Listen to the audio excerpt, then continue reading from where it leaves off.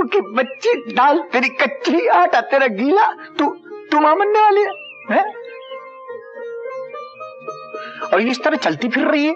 खड़ी हो जाओ, इस बेंच पे खड़ी हो जाओ। लेकिन बाबूजी। खड़ी हो जाओ, लेकिन कुछ नहीं, फौरन खड़ी हो जाओ, खड़ी हो जाओ। और सुनो, आज से तेरा चलना फिरना बंद, भागना वागना बंद, घर में रहेगी, समझी? और ऐसे ही घर लेके जाऊंगा। बाबूजी, बाबूजी कोई देख लेगा। बाबूजी छोड़िए ना। विमला, बाबूजी नीचे तो उतारिए। चुप है चोटी कहीं की, तू ज्यादा बकबक मत कर। अरे रानी, तुमको पता है ये हमारी छिपकली माँ बनने वाली है और तुम बनोगी नानी, मैं बनूंगा नाना। नाना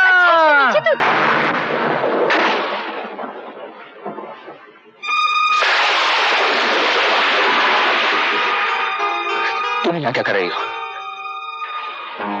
तुम्हारा इंतजार जो मेरा मुकद्दर बन गया है। स्मिता चली जाओ यहाँ से, चली जाओ, मुझ पर रहम करो, खत्म करो ये ड्रामा, भगवान के लिए खत्म करो ये ड्रामा। हाँ, मैं भी यही कहती हूँ अशोक, बंद करो ये ड्रामा। अब ये दूरी मुझसे और बर्दाश्त नहीं होती। आखिर तुम मुझसे चाहती क्या हो? अब मुझसे क्या चाहती हो स्मिता? मैं वही चाहती हूँ अशोक जो मुझे मिलना चाहिए था और मिला नहीं। मैं तुम्हारा प्यार चाहती हूँ, तुम्हारा जिस्म चाहती हूँ। जिस बच्चे के आने की खबर में जश्न मनाया गया, उस पर मेरी को हक था। पागल हो गई हो तुम? क्या हुआ तुम्हें? दीवानी हो गई हो क्या? हाँ, मैं पागल हो गई हूँ, दीवानी हो गई हूँ। मेरे बदन से आग की लपटें निकल रही है। इस आग को ठंडा कर दो अशोक, नहीं तो मैं जलकर राख बन जाऊंगी। अशोक, मैं जलकर राख बन जाऊंगी। अशोक, मैं जलकर राख बन जाऊंगी।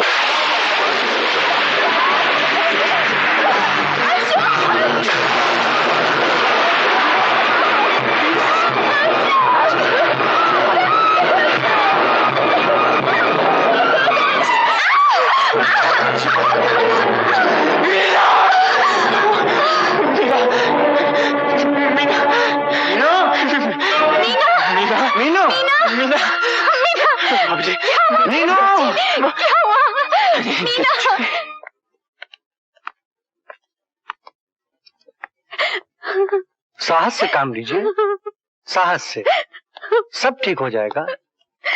भगवान का शुक्र है मीना की जान तो बच गई। घबराइए मत, धीरज रखिए।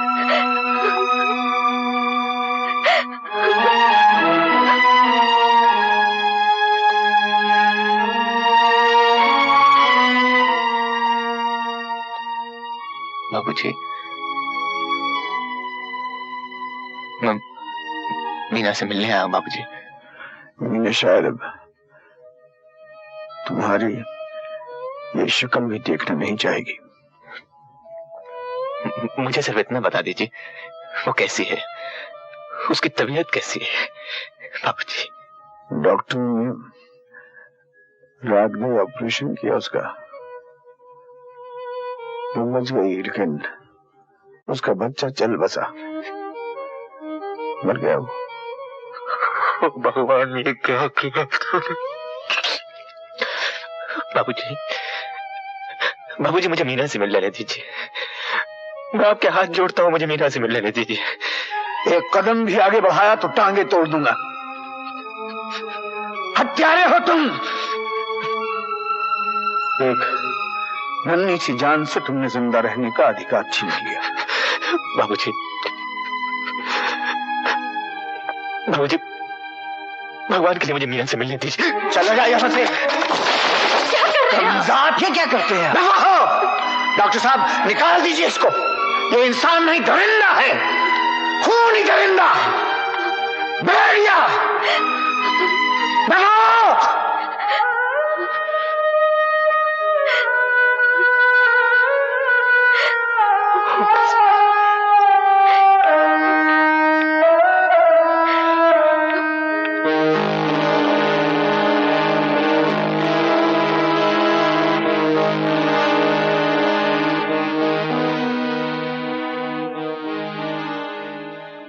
कहाँ चली तुम?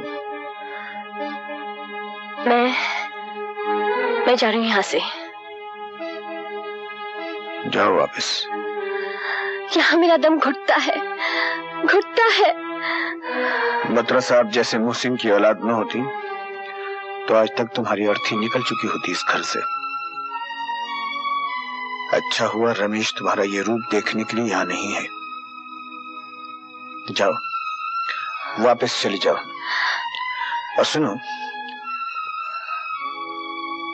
आज के बाद न तुम इस घर से बाहर निकलोगी और न इस घर की कोई बात। तुम्हारे लिए यही अच्छा है। जा सकती हो।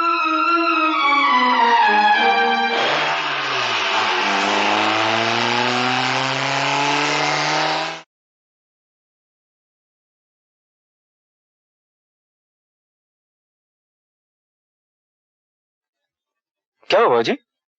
आपने मुझे सीधे मिल क्यों बुलाया? सब ठीक तो है ना? बैठो, सब ठीक है।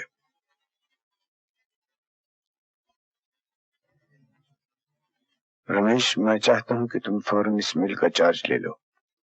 मिल का चार्ज? लेकिन अशोक कहाँ है? अशोक का अब इस मिल से कोई ताल्लुक नहीं है। क्यों? क्या किया उसने? उसने हमसे नमक हरामी की है, धोखा दिया है हमको। और ये मेरी हिदायत है तुम्हें, इस बारे में अब तुम कोई भी और सवाल नहीं करोगे, न मुझसे और न घर में किसी और से। लेकिन समझे? लेकिन बाबूजी, मिल का त्याही हिस्सा अशोक के पास है। वो मजदूरों के साथ मिलकर हमें बर्बाद कर सकता है। और आप अशोक को इतनी अच्छी तरह नहीं जानते जितना मैं जानता हूं। बदनसीब जरूर हूं, लेकिन बेईमान नहीं। ये रहे आपके हिस्से।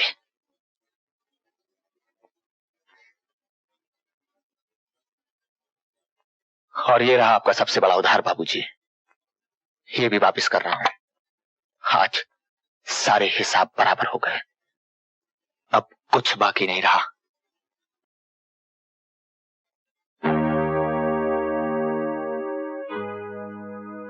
सब हिसाब बराबर हो गए।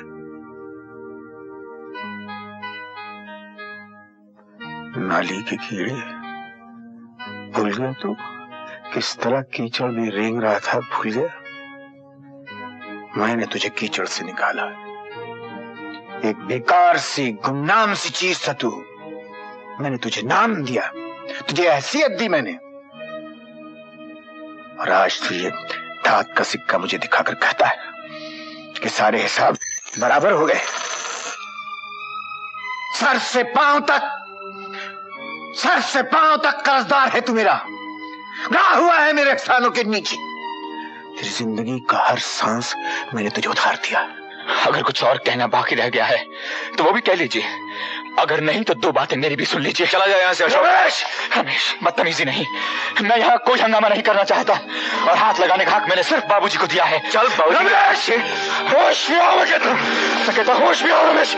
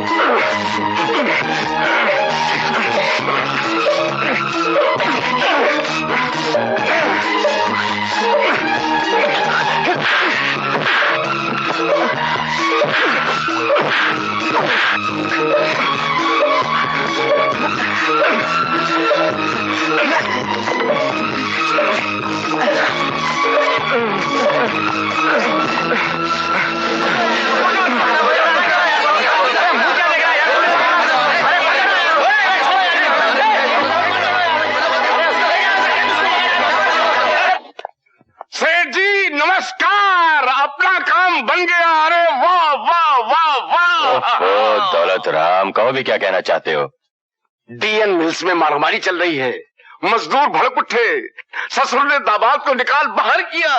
ये देखिए नए इंजीनियर के लिए इश्तेहार, दोनों में फूट और डीएन मिल्स का बेड़ा गर्क। वाकई तो कमाल की खबर है दौलत राम। देखो ये मौका हाथ से न जाने पाए। अरे कैसे जाने पाएगा? उसी की तैयारियों में मैं लगा हुआ हूँ।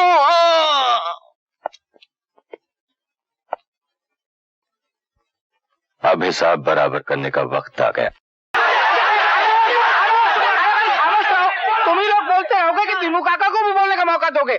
बताओ ना दिनू काका, क्या बात है? मैं कह चुका हूँ कि आप लोगों के हर सवाल का जवाब देना मेरे लिए जरूरी नहीं। इसका मतलब तो ये हुआ कि बेटे और दामाद के झगड़े में आप बेटे की तरफदारी कर रहे हैं। आखिर उसने भी मिल के लिए खून पसीना एक नहीं किया है क्या? पर इस मिल को खड़ा करने में अशोक बाबू का भी तो हाथ है। मैं इस मिल का चेयरमैन हूँ, चेयरमैन। जिसे चाहूं रखूंगा, जिसे चाहूंगा निकाल दूंगा, और अशोक को मैंने निकाल दिया। और ये फैसला मैं नहीं बदलने वाला। अच्छी तरह सुन लो। यूनुस भाई, ये दिनू काका को क्या हो गया? कुछ समझ में नहीं आ रहा है कि लेकिन वो तो हमारी बात सुनने को तैयार ही नहीं। अगर उनका यही फैसला है तो हम भी अपना फैसला करने का हक रखते हैं। हम भी इसमें बराबर के हिस्सेदार हैं। उन हिस्सों पर तुम लोगों का कोई हक नहीं है। वो हिस्से हमने तुमको खैरात में दिए, खैरात में। मजदूर खैरात नहीं लेता साहबजादे, अपने हक लेता है। और ये बात तुम्हारे बाबूजी अच्छी तरह जानते हैं। मैं तुम लोगों के मुंह नहीं लगना चाहता। तुम सब ने बाबूजी का फैसला सुन लिया है और उनका फैसला अटल है। अब तुम लोग जो चाहे कर लो, लेकिन अशोक इस मिल में नहीं आ सकता। That's all, now go. Come on, go. चलो चलो चलो चलो। ठीक है रमेश बाबू, इसके बाद जो कुछ भी होगा उसकी जिम्मेदारी तुम लोगों पर होगी।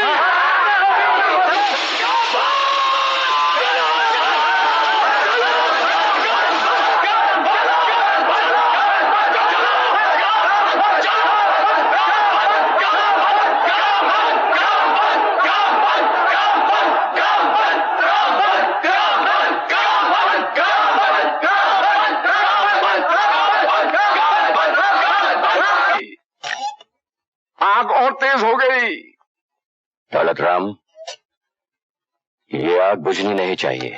आप चिंता न कीजिए, मैंने सब काम पक्का किया है। अपने आदमी अंदर घुसेड़ दिए। अब तो हड़ताल भी हमारी और हड़ताली भी हमारी। रमेश, आप हट जाइए बाबूजी। मैं जानता हूं इन लोगों से कैसे निपटना चाहिए। मुझे दो, मुझे जाने दीजिए बाबूजी। दे दो मुझे ये रिवॉल्वर। मजदूर एकता, मजदूर एकता,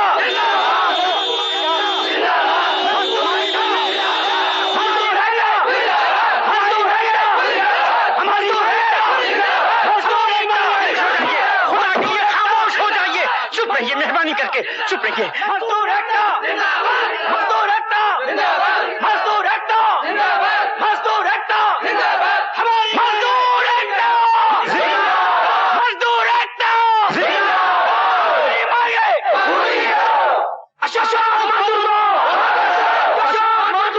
ये सब जो ये तुम कर रहे हो, पता है ये क्या है?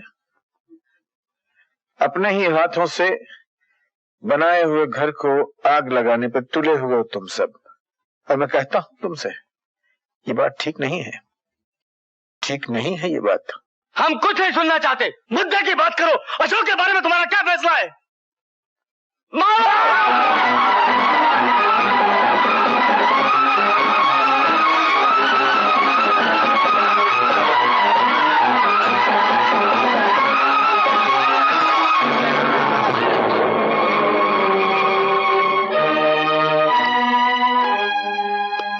अगर तुम लोगों का यही जवाब है तो एक बात मेरी भी सुन लो। इस मिल को जलाकर मैं अपने हाथों से राख कर लूंगा, लेकिन अशोक को वापस यहां नहीं रखूंगा। हाँ। बहुत खूब दौलत राम, पत्थर ठीक निशाने पर लगा। पत्थर भी तो हमही ने मारा था, निशाना कैसे चूकता? बस अब एक आंच की कसर बाकी है। सेठ जी, सांस की नली काट दीजिए, एक फोन तिवारी को हो जाए। Good, very good idea.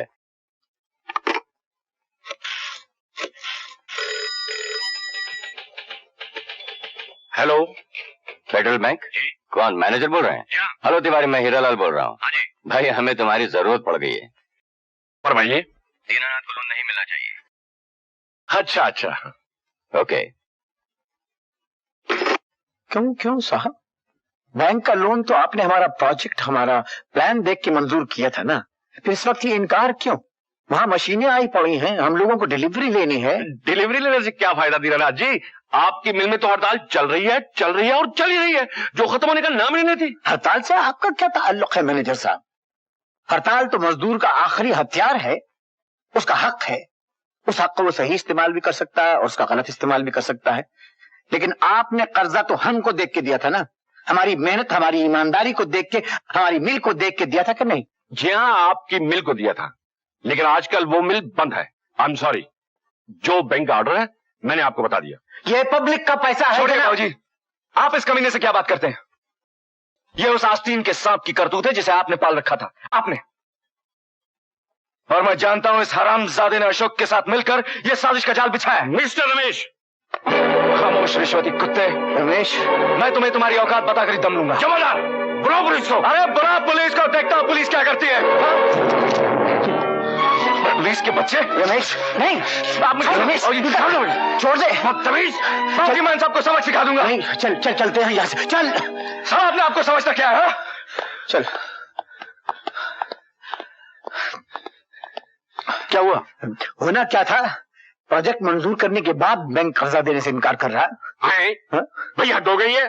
Dinanath Saxena को कर्जा ना मिले ये तो हो ही नहीं सकता। हाँ? अजी ये बैंक नहीं देता, वैसे ही आप हुक्म कीजिए, मैं आपके सामने रुपयों का ढेर लगा दूं। अजी आप बोलिए सही, दीनानाथ सक्सेना को पैसे की चिंता हो तो लाने दो मुझ पर। बोलिए कितना चाहिए? 10 लाख, 20 लाख, 50 लाख, कितना चाहिए आपको? मैं दिलवाता हूँ। अजी आइए ना, आइए अंदर आइए, मिलता आइए आइए आइए आइए आइए। दौलत राम जी, इन्हें क्यों तकलीफ दी? इनका तो पैगाम ही काफी था। लेकिन सेठ जी मैंने सोचा जो बात आमने सामने बैठकर हो